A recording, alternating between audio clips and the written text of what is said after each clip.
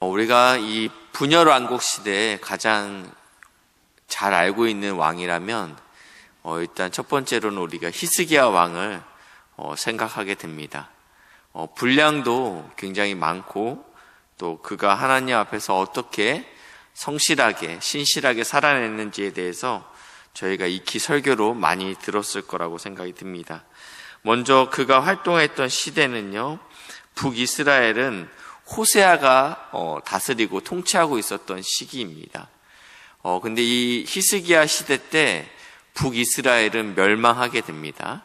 멸망하게 되고요. 또 그의 히스기야의 아버지는 아하스입니다. 남유다에서 가장 악한 왕 중에 한 명이 아하스였습니다. 네, 자신의 아들을 몰렉에게 바칠 만한 그러한 제사들을 지었던 아주 악한 왕이었습니다. 그런데 이렇게 악한 왕 가운데 아들 히스기야가 나타났습니다. 하나님의 큰 은혜였다라고 생각이 듭니다.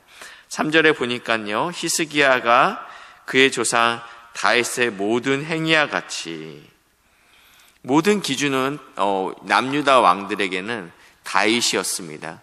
그런데 이 하나님의 마음에 합한 다윗과 함께 오늘 히스기야가 이 다윗과 같이 행동했다라고 표현하고 있는데, 여호와 보시기에 정직하였고, 그리고 4절 보실까요? 그가 여러 산당들을 제거하며 주상들을 깨트리며 아세라 목상을 찍으며, 많은 유대의 경건했던 왕들이 산당에서 제사를 드리는 것을 없애지 못했습니다. 그럼에도 불구하고 이 히스기야는 이 산당에서 드려지는 모든 제사와 우상숭배를 없앴다라고 표현하고 있습니다. 이 산당이라는 것은 하나님께서는 분명히 예루살렘, 내가 지정한 곳인 이 예루살렘에서만 하나님께 경배할 것들에 대해서 명령했지만, 그렇지만 너무너무 번거롭기 때문에 이스라엘 백성들이 하나님께 예배하기 위해서 혹은 우상숭배를 하기 위해서 자신의 동네에서 가장 가까운 언덕에 있는 곳에서 산당을 세워서 우상 숭배하고 또 여호와 하나님을 불렀는데, 이러한 모든 편의성들에 대해서 고려하지 않았다라는 것입니다. 이것들이 백성들에게는 불평이 될 수도 있었습니다. 왜냐하면 저희가 22절을 잠깐 보시겠는데요, 18장 22절인데요, 22절에 가시면 이렇게 표현하고 있어요. 누가 표현하고 있냐면, 이 아수르의 왕 랍사게가 이 예루살렘을 포위하고 이렇게 선포합니다. 너희가 내게 이르기를 우리는 우리 하나님 여호와를 의뢰하노라. 이 랍사게가 지금 이 예루살렘을 포위하고 나서 계속적으로 하는 이야기가, 너가 도대체 무엇을 믿고 이렇게 까부냐? 도대체 네가 무엇을 의지하기에 감히 아수르에게 대항하느냐? 이러한 메시지를 계속적으로 선포하면서 처음에는 이렇게 물어봐요. 혹시 네가 애굽을 믿느냐? 애굽을 신뢰하느냐? 애굽이 방금 나와 전쟁에서 진 거 알지 않느냐? 이런 얘기하면서 두 번째로 또 묻는 게, 혹시 네가 여호와를 의뢰하느냐?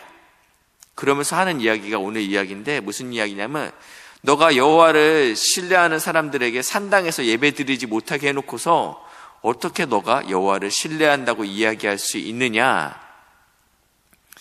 이게 이방인들 보기에는 아이러니하거든요.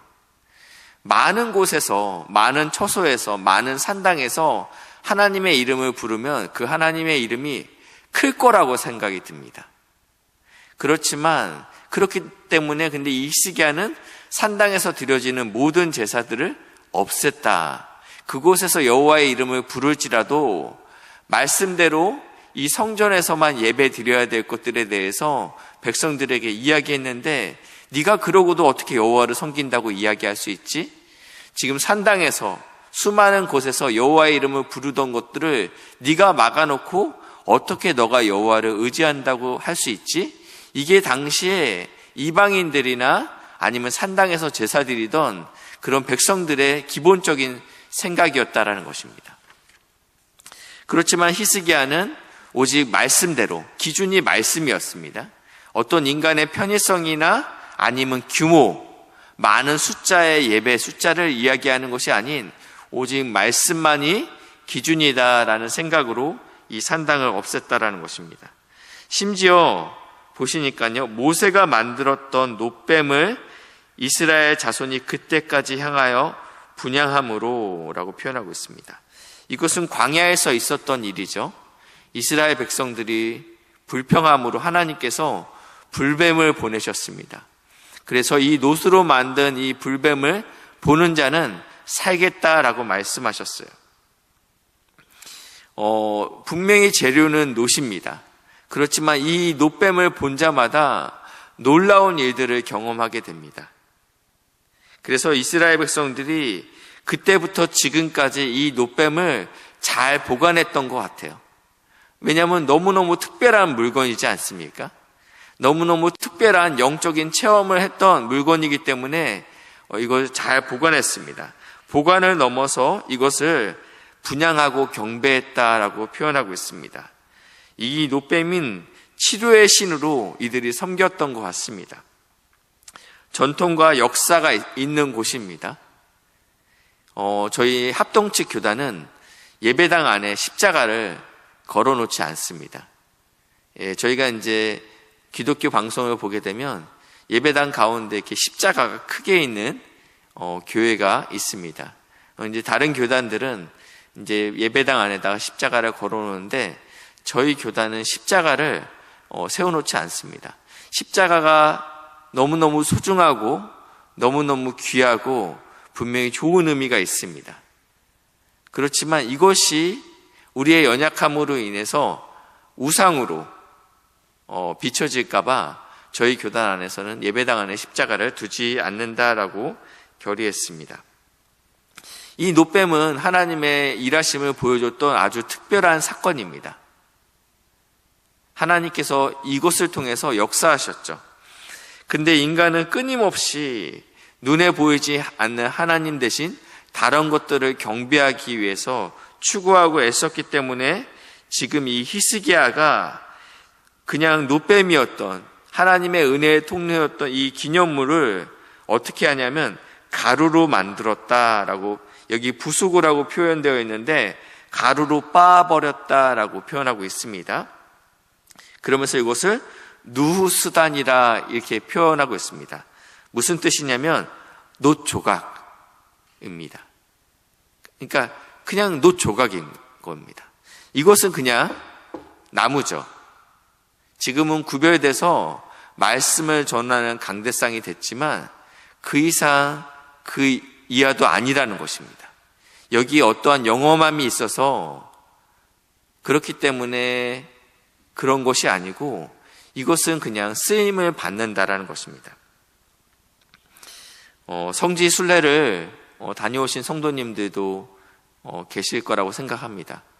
저도 예수님의 탄생교회를 방문하고 그리고 예수님이 죽으셨던 곳들을 방문하면 수많은 순례객들이 찾아와서 거기서 경배하고 예수님이 돌아가셨던 바위라고 해서 거기서 뽀뽀를 하고 있고 거기서 기도하는 모습들을 보게 돼요. 그 마음은 참 귀해요. 근데 그 마음이 변화해서 이것을 경배하는 순간 이것은 우상숭배가 된다라는 것입니다. 굉장히 이 놋뱀까지 이 역사와 전통이 있었던 놋뱀을 부수었을 때는 굉장히 정치적인 압박이 있지 않았을까라는 생각이 듭니다. 그럼에도 불구하고 히스기야는 5절에 보시니까 여호와를 의지하였는데 무엇이라고 표현하냐면 전무후무하다. 전에도 없었고 후에도 없었던 유다의 여러 왕 중에 이러한 자가 없었다. 이 정도로 철저하게 하나님 말씀이 그러하다면 지금까지 해왔던 좋은 전통들도 다 내려놓았다라고 표현하고 있습니다. 그가 여호와께 연합하여, 이 연합이라는 단어는 창세기 2장 24절에 처음으로 쓰였어요. 남자가 부모를 떠나 그의 아내와 합하여 라는 표현할 때 그것이 연합이라는 단어예요. 그러니까 굉장한 친밀감입니다. 이거는 아무와 가질 수 있는 친밀감이 아니죠. 오직 부부 사이에서 가질 수 있는 이 친밀감을 이 히스기야와 하나님 사이에서 갖게 되었다라는 것입니다. 그에게 떠나지 아니하고 여호와께서 모세에게 명령하신 계명을 지켰더라. 그러면서 그가 어디로 가든지 형통하였더라. 아수르 왕을 섬기지 아니하였고, 그래서 8절에 보니까 블레셋 사람들을 쳐서 가사와 그 사방에 이르고 망대에서부터 견고한 성까지 이르렀더라. 이 굉장히 모든 나라를 잘 다스렸습니다. 모든 가는 곳마다 형통했다라고 표현하고 있습니다.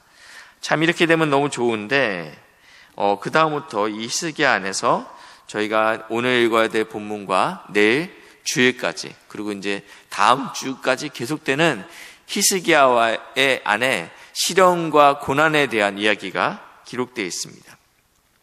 여기는 분명히 형통하였더라 그러면 끝나는 것인데, 사실은 이 형통의 과정까지 히스기야 삶 가운데는 죽을 병에도 걸리게 되고요.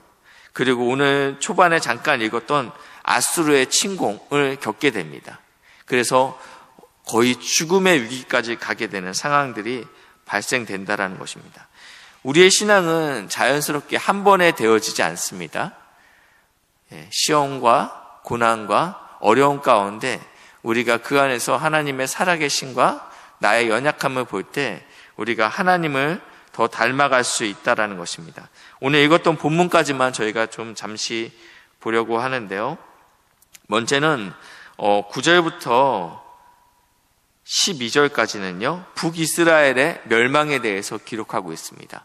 히스기야 통치 제4년에 통치하고 있는 제4년에 아수르가 북이스라엘을 쳐들어와서 3년간 에워싸서 이 북이스라엘이 어떻게 멸망하게 되는지 히스기야는 너무 똑똑히 보게 됐습니다. 12절에 보니까 이 북이스라엘이 왜 멸망했냐면 하나님의 말씀을 듣지 아니하고 그의 언약과 여호와의 종 모세가 명령하신 모든 것을 따르지 아니하였기 때문에 멸망했다. 이것을 보면서 나는 예수를 잘 믿어야 되겠구나. 나의 형제 북이스라엘이 하나님의 말씀에 순종하지 아니함으로 어떻게 멸망하는지 너무나도 정확히 가까이서 봤습니다. 이것이 히스기야에게 하나님의 율법을 지킴에 있어서 무엇보다도 가장 중요한 것은 하나님의 율법을 지키는 것이구나라는 것을 깨닫게 되는 사건이었다라는 것입니다. 그리고 13절에 보시니까 북이스라엘이 멸망하고 나서 6년 정도가 지났습니다. 히스기야 왕 제14년에 이번에는 아수르 왕이 사네립이 쳐들어왔죠. 그래서 유다의 모든 견고한 성읍들을 쳐서 점령함에 유다의 46개 성읍들이 점령당했습니다. 이제는 라기스와 그리고 예루살렘 정도가 남아있는 상황입니다. 국토의 대부분이 점령되었다라는 것입니다. 이런 상황 가운데 이 히스기야가 어떻게 반응하냐면 하나님을 더 신뢰하고 하나님께 더 의뢰하는 것이 아니고 아수르 왕에게 내가 범죄하였나이다. 나를 떠나 돌아가시면 당신께서 나에게 요구하는 모든 전쟁 배상금을 제가 다 지불할 용의가 있습니다. 라고 이야기해요. 왕이시여, 제가 잘못했습니다. 당신 앞으로는 잘 섬기겠습니다. 당신이 얼마를 원하든 제가 다 지불할 용의가 있으니 말씀하십시오. 그러니까 은 300달란트, 금 30달란트를 요구합니다. 엄청난 배상금입니다. 이것들을 지불하기 위해서 곡간을 다 내어드렸고 심지어 왕궁 그 성전 안에 있는 금, 이 도금된 금까지도 다 금을 벗겨서 다 낼 정도로 자신의 모든 것을 탈탈 털어서 아수르 왕에게 드렸지만 내일 읽어야 될 본문에 아수르는 돌아가지 않아요. 상황이 점점 더 악해진다라는 것입니다. 이런 가운데 히스기야가 어떻게 반응했는지에 대해서 계속적으로 기록하고 있습니다. 바라기는 18장 그리고 19장은 집에서 읽으셔야 됩니다. 그래야지 윤창로 목사님이 월요일날 하는 설교를 계속적으로 저희가 따라갈 수 있겠죠. 그렇기 때문에 하나님께서 이 히스기야의 신앙을 처음부터 온전케 하신 사람은 없다라는 것입니다. 넘어지죠. 때로는 실수해서 아수르 왕이여 제가 잘못했습니다라고 고백하는 연약한 모습들도 보입니다. 그리고 하나님과 더불어 연합하고 형통했다고 하지만 그의 삶 가운데는 죽음에 이르는 병까지도 찾아오게 된다라는 것입니다. 성도의 삶에는 언제나 웃음만 있는 것은 아닙니다. 때로는 울 때도 있다라는 것입니다. 때로는 잃을 때도 있다라는 것입니다. 그럴 때도 우리는 여전히 하나님을 붙잡고 하나님과 연합하는 귀한 믿음의 성도님들 되시길 주님의 이름으로 축복합니다. 기도하시겠습니다. 사랑의 주님 감사합니다. 지금까지 우리의 인생 가운데 하나님이 크신 은혜로 도우시니 감사합니다. 우리 삶이 어려울지라도 그리고 기쁠 때에도 우리가 온전히 하나님을 붙잡고 또 주님과 연합되는 복된 은혜의 삶을 살 수 있도록 인도하시고 붙잡아 주시옵소서. 감사드리며 예수님의 이름으로 기도했습니다. 아멘.